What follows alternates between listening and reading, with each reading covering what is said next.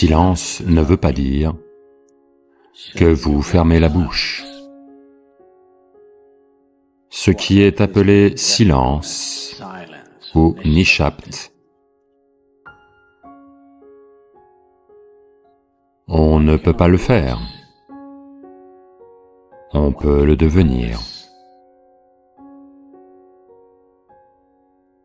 Voyez, si vous pouvez exprimer les mêmes choses avec la moitié des mots, soudain, vous allez devenir extrêmement conscient de tout.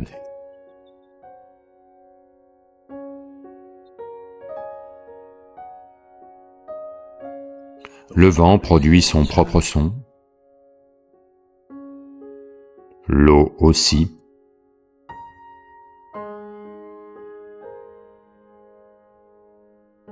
La terre aussi. À vrai dire, le ciel aussi. Tous les objets célestes font leur propre son. Il y a des sons de douleur, des sons de plaisir, des sons de malheur, des sons de joie. Pour tout, il y a un son. Avec la vie humaine, c'est très vrai.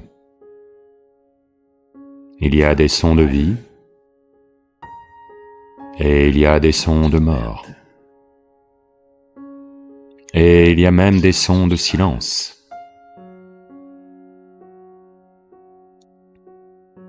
Donc cet amalgame complexe de sons, divers types de sons,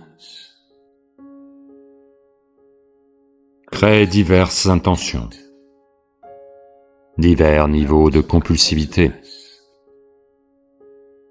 divers niveaux de servitude, et diverses possibilités d'enlisement.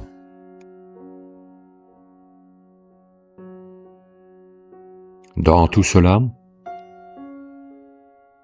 pourquoi choisit-on de devenir silencieux?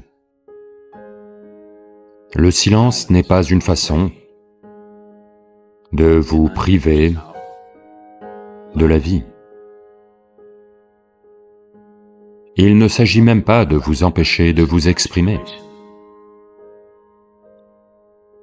Le silence consiste à passer de la compulsivité à la conscience. Tous les sons représentent différentes formes et différentes dimensions de compulsivité. Quand quelqu'un choisit de devenir conscient, de ne pas être empêtré dans la nature compulsive de l'existence, il choisit naturellement de devenir silencieux. Silence, pas dans le sens de fermer la bouche, pas dans le sens de se boucher les oreilles. Vous pouvez chanter en silence. Vous pouvez danser en silence. Vous pouvez même parler en silence. Vous pouvez même crier en silence. N'essayez pas.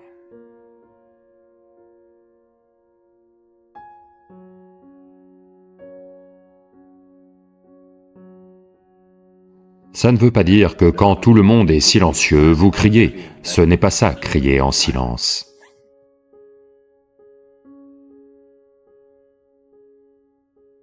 Parce que le son a trait à la surface, le silence a trait au cœur interne. Seule la surface produit le son. Voyez maintenant, l'eau frappe la surface et produit le son. En profondeur, il n'y a pas de son. C'est la même chose avec la vie. À la surface, c'est un maillage très complexe de sons. Un labyrinthe de sons produits. Mais au centre, il n'y a pas de son. Il n'y a pas de mot pour « pas de son » en anglais. On appelle ça nishapt. ça veut dire absence de son, une absence totale de son. Absence de son veut dire absence de réverbération. Absence de réverbération veut dire absence de vie. Absence de vie veut dire absence de création. Absence de création veut dire absence du Créateur aussi. Donc un espace qui est au-delà de la création et du Créateur, une dimension qui est au-delà de la vie et de la mort, c'est cela qui est appelé silence ou nishapt.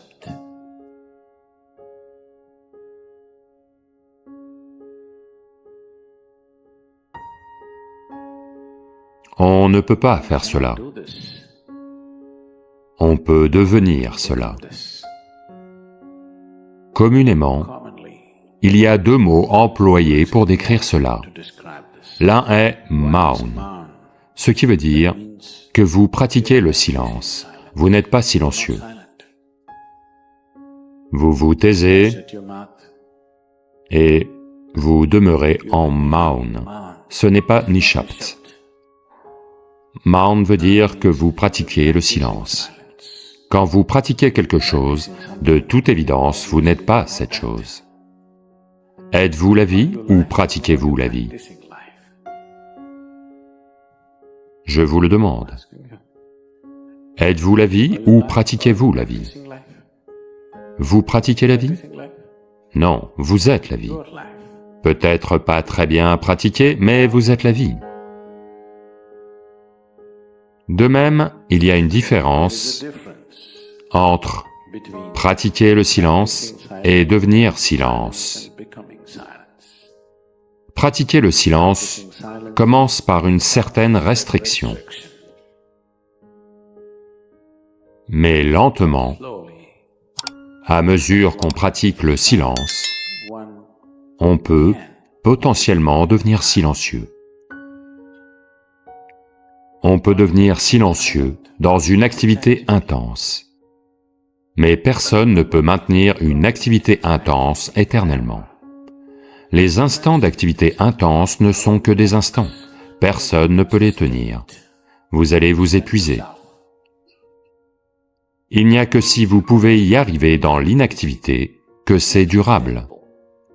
Si quelque chose n'est possible qu'à travers une activité intense, ça n'est jamais tenable. Dans un instant de chant très intense et extatique, quelqu'un peut devenir ou goûter un instant de silence. Mais combien de temps pouvez-vous tenir? Votre voix va casser et vos voisins pourraient vous tuer. Possible. Donc cette possibilité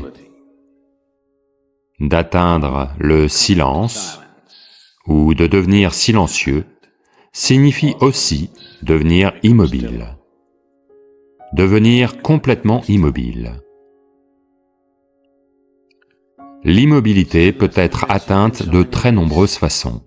Si vous observez un serpent, il est immobile. Si vous observez un tigre en train de chasser, absolument immobile, chargé, mais immobile. Tout ça, ce sont différentes dimensions d'immobilité pratiquées pour survivre. Si un serpent bouge trop souvent, il va se faire tuer. Si un tigre ne sait pas rester immobile, il n'attrapera jamais sa nourriture. Tout cela, ce sont des actes de survie. Un être humain, pour survivre, il doit être actif. Ce n'est que quand sa vision se pose sur quelque chose qui est au-delà de la survie, que là, il va penser à l'immobilité, que là, il va comprendre, à mesure qu'il s'observe, à mesure qu'il remarque la complexité de ses compulsions, il comprend que la seule façon d'y remédier est de devenir immobile. entraîner ce corps, entraîner ce mental à devenir immobile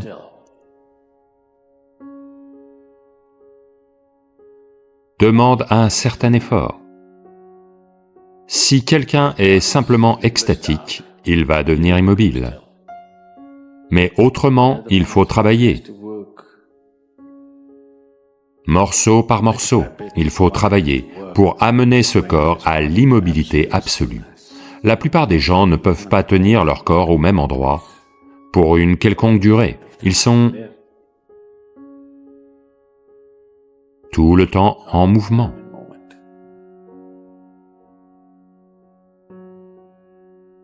Comme on dit, un homme n'est malade que parce qu'il ne sait pas être immobile.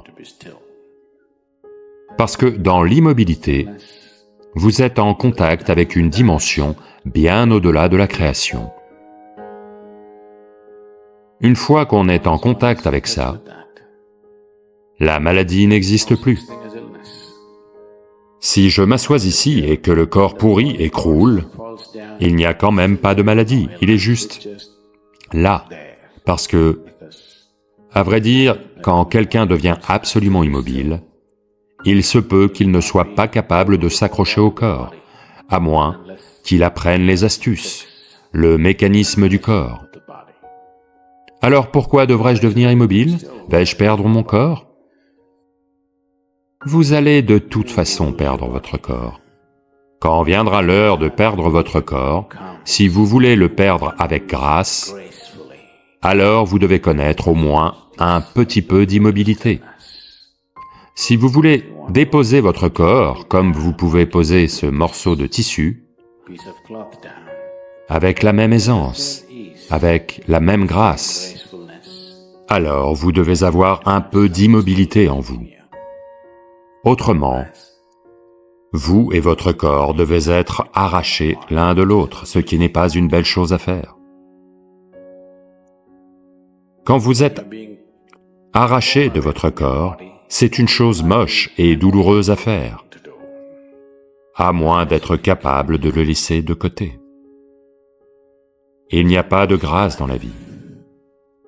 Donc, si l'on veut atteindre cette grâce, au moins une certaine quantité d'immobilité doit entrer dans votre vie. Pour que cela ait lieu, un certain niveau de silence doit entrer dans votre vie. Si pour le moment ça ne vient pas, au moins pratiquez un peu de Maun. En 1 heure, si vous dites 1573 mots actuellement, combien Ma? Combien de mots crachez-vous en 1 minute? 1573, vous en dites vraiment autant? Je pensais que c'était impossible. D'accord, je vous crois. Donc, quel que soit le nombre de mots que vous dites, voyez si vous pouvez exprimer les mêmes choses avec 2 fois moins de mots.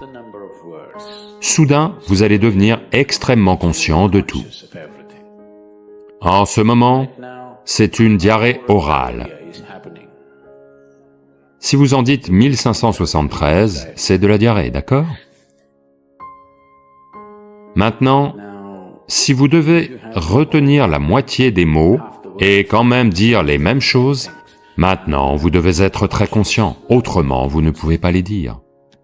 Essayez simplement et voyez. Demain, un jour. En 1 heure, le nombre de mots que vous dites normalement, divisez-le par 2. Ne réduisez pas votre activité, dites toujours les mêmes choses, mais avec 2 fois moins de mots. À quel point le monde entier semblera merveilleux, vous savez?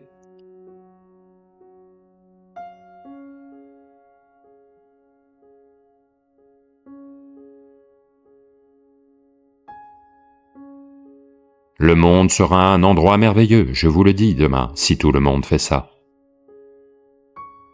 Beaucoup de mariages seront sauvés.